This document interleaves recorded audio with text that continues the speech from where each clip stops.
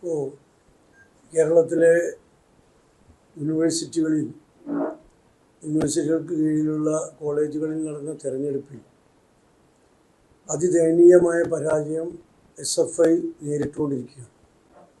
പുതിയ തലമുറ SFIയെയും കമ്മ്യൂണിസ്റ്റ് പാർട്ടിയെയും അംഗീകരിക്കുന്നില്ല എന്നതിൻ്റെ തെളിവ് വന്നുകൊണ്ടിരിക്കുന്നതിൽ രോഷം പൂണ്ട കമ്മ്യൂണിസ്റ്റുകാരും ഭരണ സ്വാധീനം ഉപയോഗപ്പെടുത്തി, ആഭ്യന്തര വകുപ്പിനെ ഉപയോഗപ്പെടുത്തി, പോലീസിനെ ഉപയോഗപ്പെടുത്തിക്കൊണ്ട് അക്രമം അഴിച്ചുവിടുകയാണ്. പേരാമ്പ്രയിലാണ് അതിൻ്റെ ഉദാഹരണം നമ്മൾ കണ്ടത്. CKG കോളേജിൽ MSFൻ്റെ നേതൃത്വത്തിലുള്ള മുന്നണി വലിയ വിജയം നേടി. MSFകാരനാണ് ചെയർമാനായി വിജയിച്ചത്. അതിൻ്റെ വിജയാഹ്ലാദ ഘോഷയാത്രയെ SFIയുടെ പേരിൽ CPMകാർ പ്രകടനം നടത്തി ആക്രമിക്കാൻ വന്നു. സ്വാഭാവികമായും പോലീസ് അവിടെ എത്തി.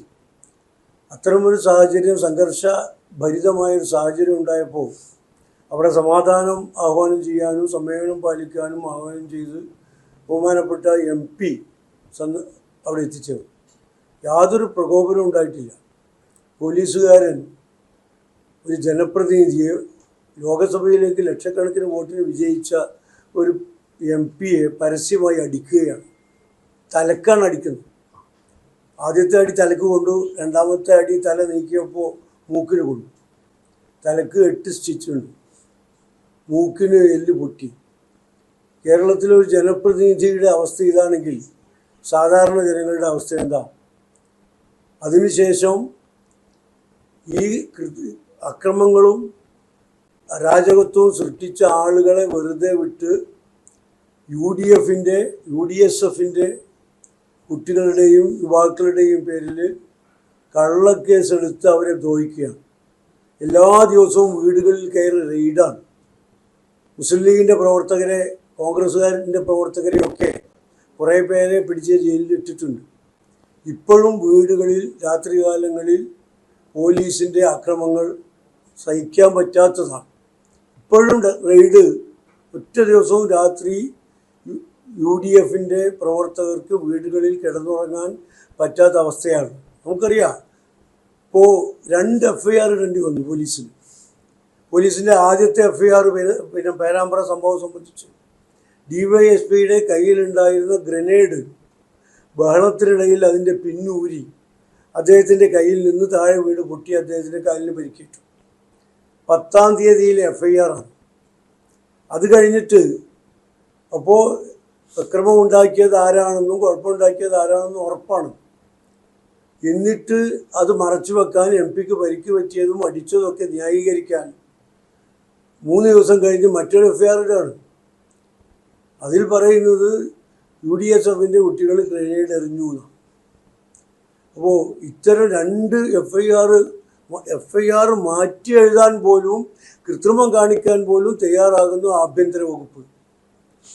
ഇങ്ങനെ പോയാൽ UDFന് നോക്കി നിൽക്കാൻ, കയ്യും കെട്ടി നോക്കി നിൽക്കാൻ കഴിയില്ല എന്ന് പറയേണ്ടി വരും.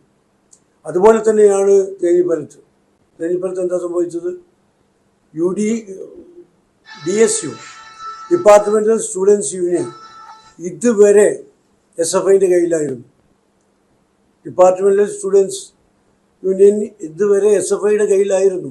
ഈ തെരഞ്ഞെടുപ്പിൽ വളരെ വ്യക്തമായി SFIക്ക് നഷ്ടപ്പെടുമെന്ന് വ്യക്തമായപ്പോൾ കള്ള ബാലറ്റ് പേപ്പർ അടിച്ചുകൊണ്ട് വരികയാണ്. യൂണിവേഴ്സിറ്റിയുടെ സീലോ VCയുടെ ഒപ്പോ ഇല്ലാത്ത ബാലറ്റ് പേപ്പർ പുറത്തുനിന്ന് അടിച്ചു കൊണ്ടുവന്നത് UDSFൻ്റെ MSFൻ്റെ അടക്കമുള്ള റിട്ടേണിംഗ് ഏജൻറ്റുമാർ, പോളിംഗ് ഏജൻറ്റുമാർ കണ്ടുപിടിക്കുകയും അത് കയ്യോടെ പിടിച്ച് അധികൃതരെ ഏൽപ്പിക്കുകയും ചെയ്യാണ്. ആ സമയത്താണ് SFIയുടെ സംസ്ഥാന നേതാക്കളും അവിടുത്തെ LDF മാർക്സിസ്റ്റ് പാർട്ടിയുടെ ഗുണ്ടകളും അതിക്രമിച്ച് കയറുകയാണ് വോട്ടിംഗ് എണ്ണൽ കേന്ദ്രത്തിലേക്ക്. പോലീസ് നോക്കി നിൽക്കെ ഒന്നും ചെയ്തില്ല. അവരാണ് കുഴപ്പമുണ്ടാക്കിയത്. ഒരുപാട് MSFൻ്റെ പ്രവർത്തകർക്ക്, KSUവിൻ്റെ പ്രവർത്തകർക്കൊക്കെ പരിക്ക് പറ്റി. പലരും ആശുപത്രിയിലാണ്.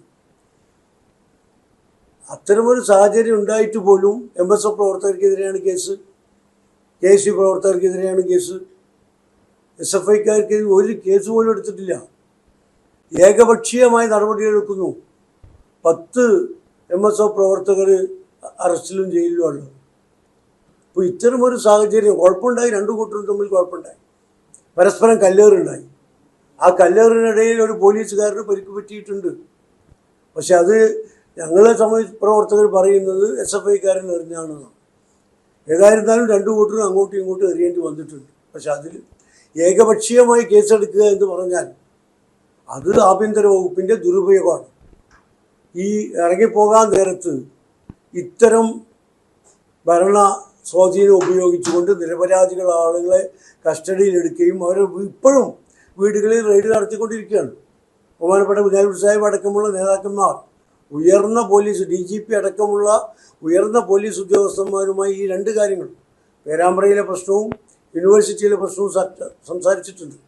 ഞങ്ങൾക്ക് പറയാനുള്ളത്, ആഭ്യന്തര വകുപ്പിനെ ഉപയോഗപ്പെടുത്തി രാഷ്ട്രീയ പ്രതിയോഗികളെ, എതിരാളികളെ ആക്രമിക്കാനും അവരെ ജയിലിലടക്കാനുമാണ് ശ്രമമെങ്കിൽ ഇത് എവിടെ ചെന്നെത്തും എന്ന് പരിശോധിക്കേണ്ടതുണ്ട്. UDF ഇതിലൊക്കെ ഇപ്പോൾ സംയമനം പാലിക്കുന്നത് ഞങ്ങളുടെ ദൗർബല്യമല്ല, രാജ്യത്ത് സമാധാനം ഉണ്ടാക്കണമെന്ന് ആഗ്രഹിക്കുന്നതുകൊണ്ടാണ്. അതിന് ഒരു പരിധിയുണ്ട്. അത് ഗവൺമെൻറ്റിനെയും ഇതിന് നേതൃത്വം കൊടുക്കുന്ന ആളുകളെയും ബോധ്യപ്പെടുത്താനാണ് ഞങ്ങളിത് പറയുന്നത്. യൂണിവേഴ്സിറ്റിയിൽ